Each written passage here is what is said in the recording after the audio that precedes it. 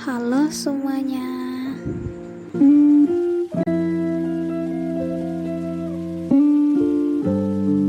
Perkenalkan, nama saya Elvira Patinong dari Program Studi Ilmu Gizi Fakultas Kesehatan Masyarakat Universitas Hasanuddin.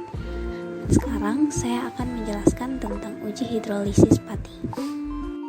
Pengenalan uji. Karbohidrat merupakan senyawa karbon yang sebagai penyusun utama jaringan tumbuh-tumbuhan. Karbohidrat terbagi menjadi 3 klasifikasi, yaitu monosakarida, oligosakarida, dan polisakarida. Monosakarida adalah karbohidrat paling sederhana yang tidak dapat dihidrolisis menjadi karbohidrat lain, contohnya glukosa, galaktosa, dan fruktosa.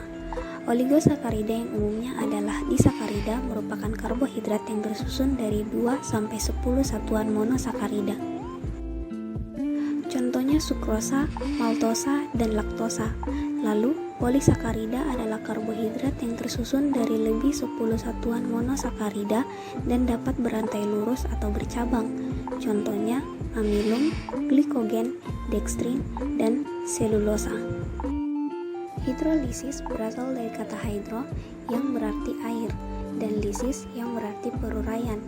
Hidrolisis merupakan reaksi kimia yang memecah molekul menjadi 2 bagian dengan penambahan molekul air dengan tujuan untuk mengkonversi polisakarida menjadi monomer-monomer sederhana.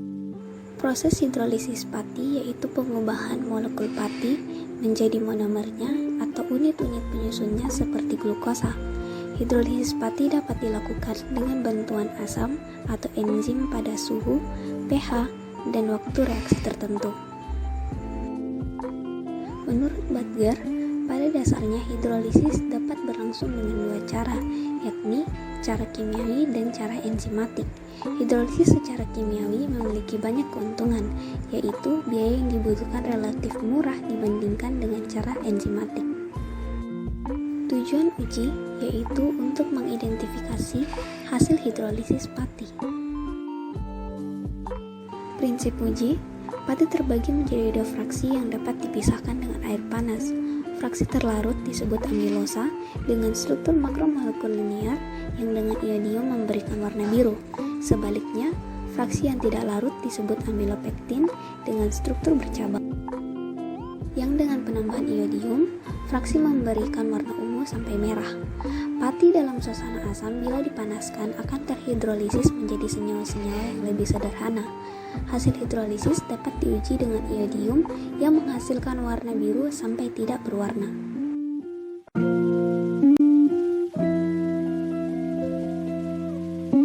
Alat yang digunakan yaitu alat pemanas, tabung reaksi, penjepit tabung, dan pipet ukur. Sedangkan bahan yang digunakan yaitu larutan amilum 1% sebagai sampel larutan, larutan iodium sebagai pereaksi, pereaksi Benedict sebagai pereaksi, larutan HCl2N sebagai katalisator, larutan NaOH 2% untuk menetralisirkan HCl, dan kertas lakmus yang digunakan untuk menguji pH larutan.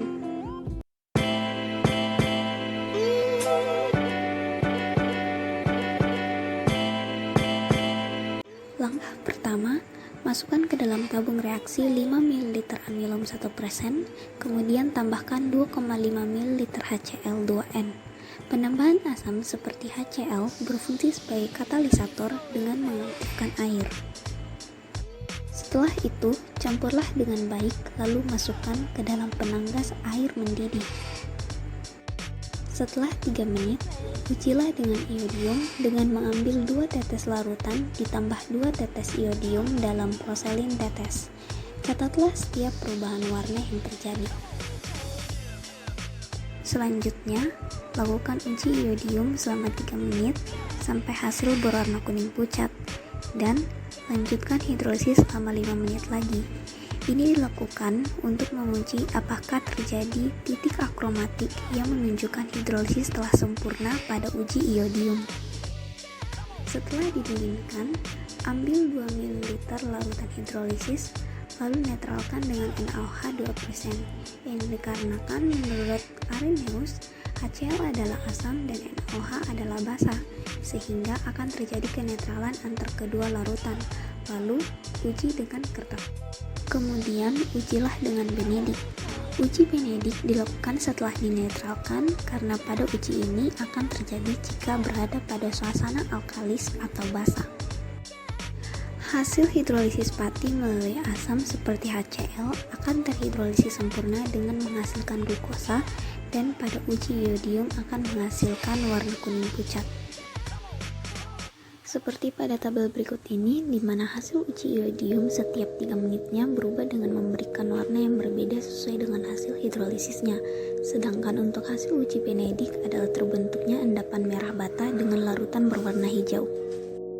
Kesimpulannya, pada uji hidrolisis pati menggunakan larutan iodium akan terhidrolisis mulai dari perubahan amilum menjadi amilosa hingga menghasilkan glukosa dengan warna kuning pucat, sedangkan pada uji benedik akan menghasilkan endapan berwarna merah bata.